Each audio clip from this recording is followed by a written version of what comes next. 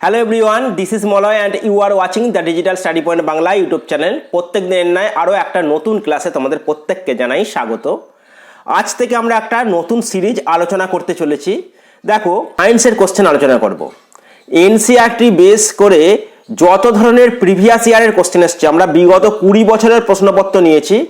এটা বিভিন্ন এক্সাম এসছে, বিভিন্ন স্টেট পিএসসি বলো, ডব্লিউবিসিএস বলো, বিপিএসসি, বিশেষ করে আমরা এখানে গুরুত্ব দিয়েছি BPSC, Bihar public service, Jharkhand public service, West Bengal public service, Orissa public service থেকে যত ধরনের প্রশ্ন আছে সায়েন্সের, সেই সায়েন্সের আমরা টপ 100 কোশ্চেন বাছাই করে তোমাদের সামনে এনেছি, যেটা আপকামিং বিপিএসসি পরীক্ষা, রেলের পরীক্ষা, এসএসসির পরীক্ষা, ডব্লিউবিসিএস পরীক্ষা, এছাড়া সামনেই জানো ইএমআরএস একলব্য মডেল স্কুলের ভ্যাকেন্সি আসছে। বিভিন্ন ধরনের যত ধরনের ভ্যাকেন্সি যেখানে সায়েন্স খুব গুরুত্বপূর্ণ হয়, সেই সমস্ত পরীক্ষা ক্ষেত্রে এই ক্লাসটা খুবই গুরুত্বপূর্ণ হতে চলেছে। আজকে আমরা ক্লাস নম্বর 1 করব, অর্থাৎ 1 নম্বর ক্লাস আজ থেকে স্টার্ট করছি। আজকের ক্লাসে মোটামুটি আমরা 14টার মতো কোশ্চেন রেখেছি। তোমাদের ভালোবাসা এবং সাপোর্ট পেলে ক্লাসের পরিমাণ বাড়াবো এবং সেটা ক্লাসে প্রত্যেকটা ক্লাসে কোশ্চেনের পরিমাণটাও আমরা বাড়াবো। তোমরা কেমনভাবে এটাকে নিচ্ছ, কেমনভাবে দেখছো, তোমরা অবশ্যই ভালো লাগলে কমেন্ট, শেয়ার ও সাবস্ক্রাইব করে আমার চ্যানেলের পাশে থেকো। চলো বেশি দেরি না করে মূল পর্বে যাওয়া যাক। আজকের ক্লাসের প্রথম প্রশ্নটা দেখো। প্রথম প্রশ্নটা আলোচনা করার আগে তোমাদেরকে বলে রাখি, অবশ্যই ভিডিওটা তোমার বন্ধু বান্ধবদের মধ্যে শেয়ার করবে, যাতে করে বেশি সংখ্যক লোক এটা দেখতে পারে এবং উপকৃত হয়, যাতে করে তোমার বন্ধু বান্ধবরাও এটা উপকৃত হতে পারে। এবং তোমাদের ভালো লাগলে অবশ্যই লাইক এবং শেয়ার করো। তোমাদের লাইক শেয়ারের মোটিভেশন পেয়েই আমরা পরবর্তী পদক্ষেপগুলো নিতে পারি, তোমাদের জন্য আরও ভালো ভালো কন্টেন্ট উপহার দিতে পারবো। তাই অবশ্যই তোমরা লাইক এবং কমেন্ট করে দিও। চলো ক্লাসটা শুরু করা যাক। প্রথম প্রশ্নটা দেখো অন স্ক্রিন। আমি তোমাদের জন্য বাংলা এবং ইংরাজি দুটো ভার্সনেই রেখেছি, তো যার যেটা পছন্দ সেটা করবে। অবশ্যই যারা বিপিএসসির পরীক্ষা দিচ্ছে তাদের তো ইংলিশটা অবশ্যই জানা দরকার, যেহেতু তোমরা ওয়েস্ট বেঙ্গল থেকে প্রিপারেশান নিচ্ছ, অতএব বাংলাটাও অনেকেরই প্রেফার করে। তাই আমি পাশাপাশি বাংলা ইংরাজি দুটোই মানে বাই ল্যাঙ্গুয়েজে আমি ক্লাসটা নেব। শুধু সায়েন্স নয়, সায়েন্সের পর আমরা জিওগ্রাফি, পাশাপাশি হিস্ট্রিও টপ মোস্ট 1000 কোশ্চেনের একটা সিরিজ নিয়ে আসবো। আজ থেকে শুরু হলো সায়েন্সের কোশ্চেন, অবশ্যই ক্লাসটা কন্টিনিউ করো। দেখো first question, which one of the following is a physical change, মানে নিচের কোনটি ভৌত পরিবর্তন। ভৌত পরিবর্তন কোনটি? অপশান এ দেখো burning of coal, option B burning of wood, option C heating of platinum crucible, option D heating of potassium chloride. দেখো এখানে বলা হয়েছে ভৌত পরিবর্তন। ভৌত পরিবর্তন মানে কি? ভৌত পরিবর্তন মানে যেটা ফিজিক্যালি চেঞ্জ হয়, মানে যার বাহ্যিক পরিবর্তন হয়, আভ্যন্তরীণ পরিবর্তন হয় না। আর রাসায়নিক পরিবর্তন বা কেমিক্যাল চেঞ্জ, সেটা হচ্ছে সম্পূর্ণ পদার্থটির ধর্ম চেঞ্জ হয়, একটা অন্য ধরনের পদার্থ উৎপন্ন হয়। সেক্ষেত্রে আমরা যখন কয়লাকে পোড়াবো, সেটা কিন্তু কয়লা থেকে কয়লার ছাইয়ে পরিণত হয়ে যাবে, অর্থাৎ সম্পূর্ণভাবে পরিবর্তন হবে। অতএব এটা ফিজিক্যাল নয়, এটা রাসায়নিক পরিবর্তন। বার্নিং অফ উড, কাঠকে পোড়ানো একটা কেমিক্যাল চেঞ্জ, অর্থাৎ রাসায়নিক পরিবর্তন। হিটিং অফ প্লাটিনাম ক্রুসিবেল, এই প্লাটিনাম তারের দহনটা কিন্তু ভৌত পরিবর্তন। তাহলে option C is the correct answer হয়ে যাবে। Option C is the correct answer. আমি করার আগে তোমরা অবশ্যই নিজেরা করার চেষ্টা করো, দরকার হলে ভিডিওটা কয়েক সেকেন্ডের জন্য পজ করে তারপরে অ্যান্সার করো এবং লাস্টে মিলিয়ে নিও। কোশ্চেন নাম্বার 2 দেখো, conversation of substance directly from solid to vapour.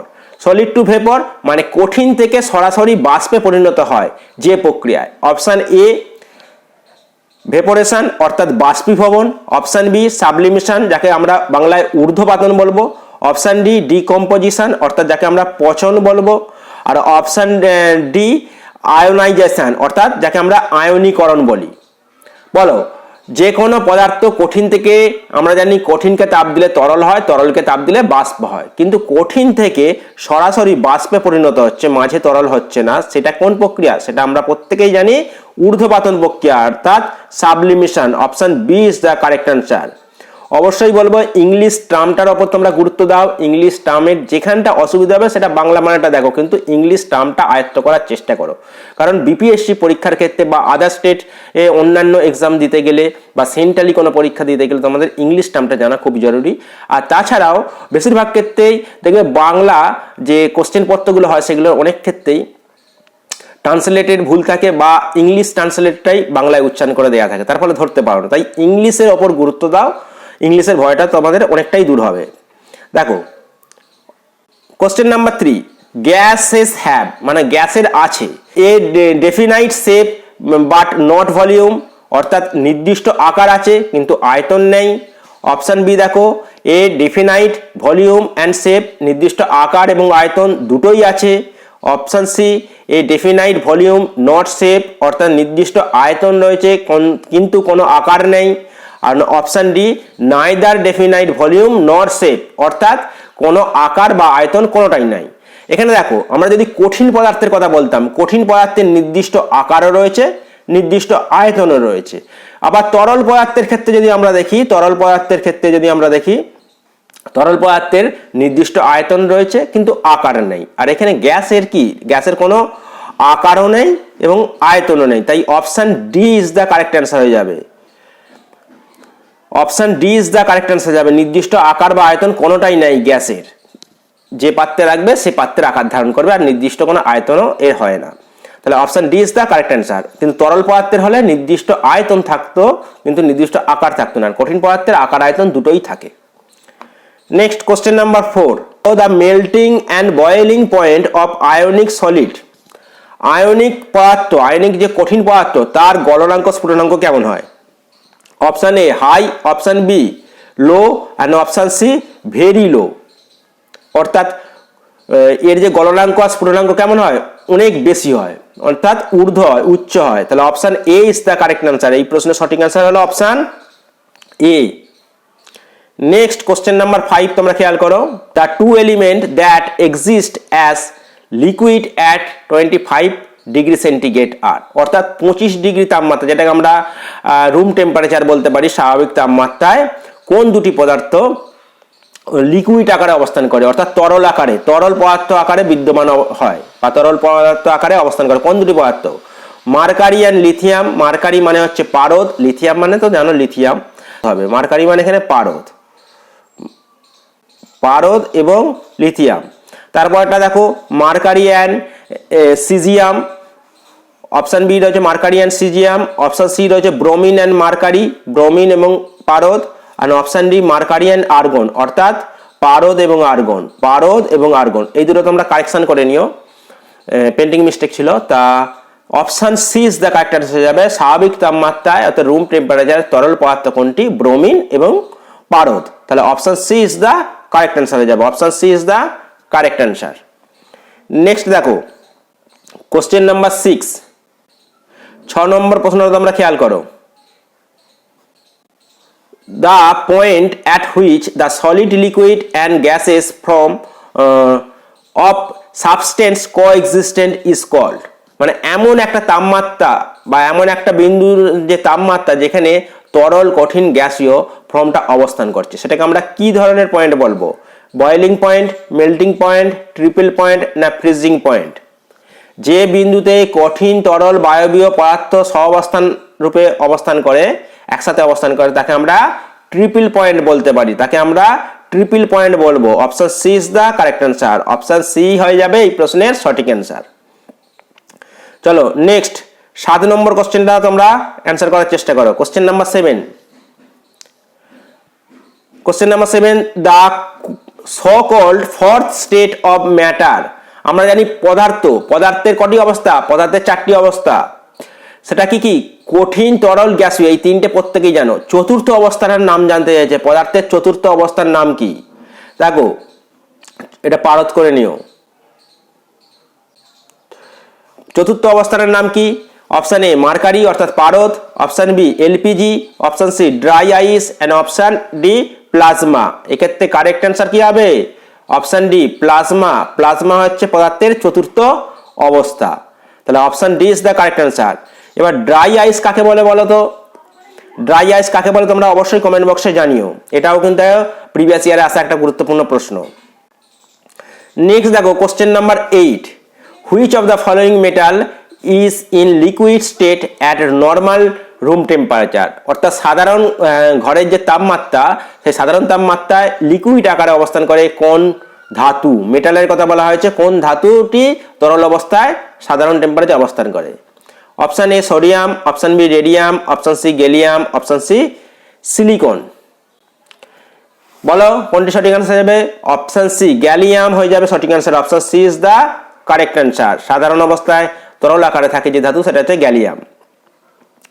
Next দেখো question number 9, van der Waals equation explain the behaviour of. Van der Waals যে ইকুয়েশনটা, সেই ইকুয়েশনটা কার ব্যবহারটাকে নিয়ন্ত্রণ করে বা এক্সপ্লেন করে, ব্যাখ্যা করে কার ব্যবহারটাকে? Mixture of gases, ideal gas, real gas না ওয়াটার গ্যাস? Water gas. বলো কোনটার সাথে কোনটাকে এই ইকুয়েশনটা এক্সপ্লেন করছে? Van der Waals equation. Correct answer হয়ে যাবে option C real gas. Real gas is the correct answer, অর্থাৎ বাস্তব গ্যাস নামে আমরা যেগুলোকে চিনি সেই বাস্তব গ্যাসের এক্সপ্লেনেশনটা করার জন্য ভ্যান ডার ওয়েলস ইকুয়েশনটা ব্যবহার করা হয়।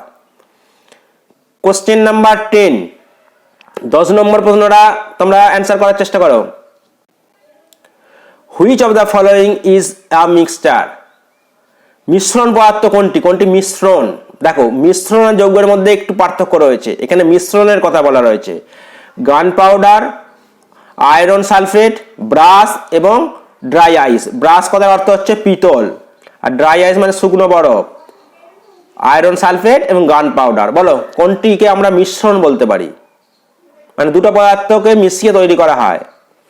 সেক্ষেত্রে কারেক্ট অ্যান্সার হয়ে যাবে option A gun powder. Next দেখো question number 11, the pH value of sample of মাল্টিপ্লাস্টেড ওয়াটার। এই মাল্টিপ্লাস্টেড ওয়াটার, যে মাল্টিপ্লাস্টেডের যে জল, সেই জলের পিএইচ এর মান কিরকম হয়? 0 হয় না 14 হয় না ভেরি নিয়ার টু 0, 0-এর খুব কাছে, না ভেরি নিয়ার টু 7, 7-এর খুব কাছে। এর মনে রাখি এই জলটা প্রায় পশম প্রকৃতির হয়, মানে একদম অ্যাসিডও নয় একদম ক্ষারও নয়, তাই কি হয়ে যাবে? সঠিক অ্যান্সার হয়ে যাবে 7-এর খুব কাছাকাছি, near to 7। Question number 12, alloy still containing chromium is resistant lasting. কোন ধরনের স্টিলের মধ্যে ক্রোমিয়াম মিশিয়ে, যে মরচে রোধ করার জন্য ক্রোমিয়াম মিশিয়ে যে স্টিলটা তৈরি করা, সেটাকে আমরা কি বলবো? Rod iron, cast iron, hard iron না স্টেনলেস স্টিল? আশা করছি প্রত্যেকেই জানো। এই প্রশ্নের সঠিক অ্যান্সার হয়ে যাবে stainless steel. Option D is the correct answer. Option D হয়ে যাবে এই প্রশ্নের সঠিক অ্যান্সার। নেক্সট কোশ্চেন নাম্বার 13, বলো 13 নম্বর প্রশ্নটা, alloy in which mercury is one of the metals are called. মানে যে ধরনের যৌগের মধ্যে পারদ মেশানো থাকে, পারদ মিশ্রিত যে অ্যালয়টা তৈরি হয় তাকে আমরা কি বলতে পারি? Option A amalgam, option C emulsion, option C mixture, option D solder. বলে রাখি পারদ যখন কোনো কিছুর মধ্যে মিশে থাকবে তখন সেই মিশ্রণটাকে আমরা অ্যালামগাম বলবো। Option A is the correct answer. Option A হয়ে যাবে এই প্রশ্নের সঠিক অ্যান্সার। নেক্সট 14 নম্বর প্রশ্নটা দেখো, কলয়েড। দ্রবণ থেকে দেখছো অনেকগুলো কোশ্চেনই আছে। কলয়েড, কলয়েডস আর মানে কলয়েডস কি ধরনের পদার্থ? আর ট্রু সলিউশন মানে প্রকৃত দমন, এটা প্রকৃত দ্রবণ হবে। কলয়েড কি প্রকৃত দমন? অপশান বি দেখো, আর suspension of one phase in another, মানে এক পর্যায়ে সাসপেনশনগুলো অন্য পর্যায়ের মধ্যে থাকে। অপশান সি আর টু ফেজ সিস্টেম, একটা দুই ফেজের একটা পদ্ধতি system. And option D content only water soluble substance, শুধুমাত্র জলে দ্রবণীয় পদার্থ হচ্ছে কলয়েড। এক্ষেত্রে কারেক্ট অ্যান্সার হয়ে যাবে option C two phase system. Colloid কখনোই জলে মিশে যায় না, তারা জলের মধ্যবর্তী পর্যায়ে অবস্থান করে, ভাসমান অবস্থায় থাকে, এদের আমরা কলয়েড বলি। তাই option C is the correct answer হবে। আজকের ক্লাসে আপাতত এই প্রশ্নগুলি আলোচনা করলাম। আগামী দিনে তোমাদের ভালোবাসা ও সাপোর্ট পেলে প্রত্যেকটা ক্লাসে আমরা কোশ্চেনের পরিমাণও বাড়াবো এবং এই যে আমরা সিরিজটা শুরু করেছি, পাশাপাশি এই সিরিজটা যে শুরু করেছি, এই সিরিজটা আমরা শেষ পর্যন্ত নিয়ে যাব। তাই ভিডিওটা যদি ভালো লেগে থাকে অবশ্যই একটা লাইক এবং শেয়ার করে দিও। চ্যানেলে নতুন হয়ে থাকলে চ্যানেলটি সাবস্ক্রাইব করে পাশে থেকো। থ্যাংক ইউ, দেখা হচ্ছে নেক্সট ক্লাসে।